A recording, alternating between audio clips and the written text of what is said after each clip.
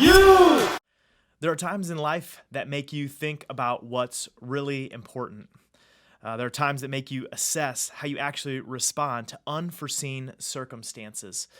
And there are times that leave you confused and trying to figure out how to make sense of it all.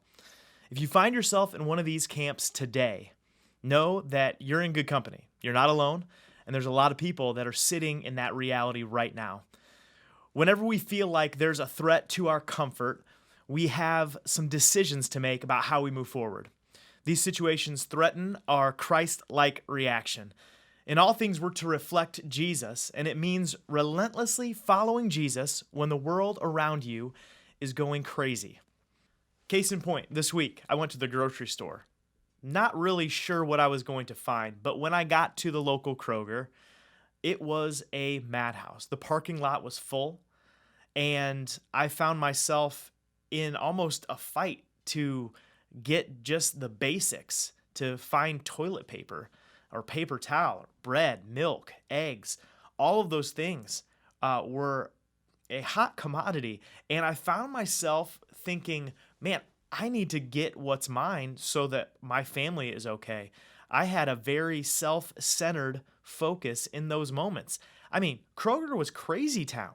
I found myself wanting to get out of there as soon as I can, but not before I got the essentials, or what I thought were the essentials. Just like this mentality that I had in Kroger, whenever life is uncertain, instead of focusing on Jesus, a lot of times what we do is focus on ourselves. The best way we can understand how to reflect Jesus and get to know who he is in the midst of this craziness is to turn to Scripture. And you guys just did a SOAP study on the book of Matthew chapter 14, and you read where Jesus' disciples were in a boat and a storm came up. And in Matthew chapter 14, verses 22 to 32, you see the disciples freaking out, this massive storm, wondering if they were going to make it. And all of a sudden, in the distance, they saw Jesus walking on water.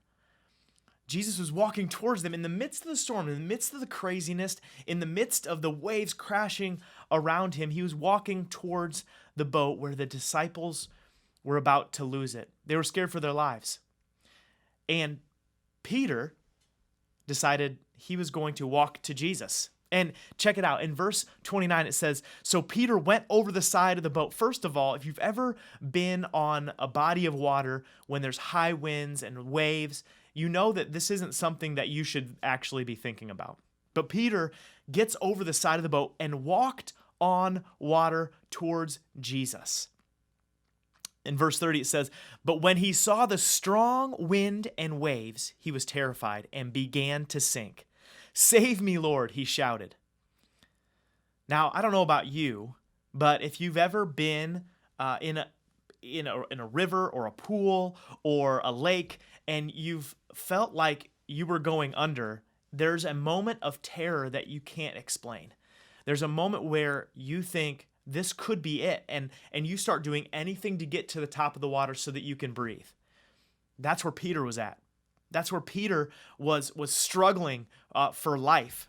And in verse 31, Jesus immediately reached out and grabbed him. You have so little faith, Jesus said. Why did you doubt me? You see, Peter was focused on Jesus. He had his eyes fixed on Jesus when he went over the side of that boat and he started walking on the water and he was staring at Jesus and he's like, this is really happening. I've got my focus where it needs to be. I don't even see the waves in the storm around me. And then all it took was a little bit of water in his face. Maybe one of those waves came up and hit him. Maybe a big gust of wind got his focus off of Jesus and he lost sight of what was really important and began to sink and began to drown. And Jesus came and pulled him up. He said, Peter, why did you doubt? Why didn't you have faith? Why did you take your eyes off of me? Peter lost sight of Jesus. He focused more about the chaos around him than on who Jesus was. See, here's what I want you to focus on today. First step is focus. That's what I want you to take home tonight. This is what I want you to remember from this life group message is first step is focus. Your first step is to fix your focus on the one who's in control. the one who has it all together, the one who is more powerful than anything we can see, and that's Jesus. It means that our focus is so critical on our response in the midst of chaos. Our focus and what we fix our eyes on is the most important outcome of what's happening around us. Jesus told us that in this life there will be trouble. We aren't going to walk through life thinking that following him is going to mean everything will be easy and great. It's just not. We live in a fallen world, and life is going to be hard at times. Difficult situations will happen, and inevitably you'll deal with something that isn't much fun to deal with. But the promise rests in Jesus. In this world, in this life, there will be trouble, but take heart. Jesus said, I have overcome the world. When you fix your eyes on me, I've got it under control. See, we're all selfish and we all want what we want because we want it, right? When things get out of our control, we try to grasp at whatever we can so that we can feel like we're in control again. That's our selfish nature taking shape. Usually, it results in being selfish and turning our thoughts inwardly instead of things that really matter to God. Just like Peter, when his eyes were fixed on Jesus, he could do something that he couldn't do on his own. He walked on water. It was a miracle. His eyes were fixed on Jesus, and he walked towards him on top of the water. And see, when our eyes are fixed on Jesus, it helps us not to focus on the crazy waves, on the gusting wind, the trouble that life sometimes throws our way, or on our own selfishness, even though we want to. We fix our eyes on the consistency of who Jesus is. He's our rock. He never changes, and he's always with us no matter what happens in life. When we place our faith and hope in him, we have the consistency, the strength, and the guidance that we need to navigate whatever life throws at us. So I want you to think tonight, where's your focus at right now? If your focus is on what's going on around you, you might find yourself looking more inwardly than you should.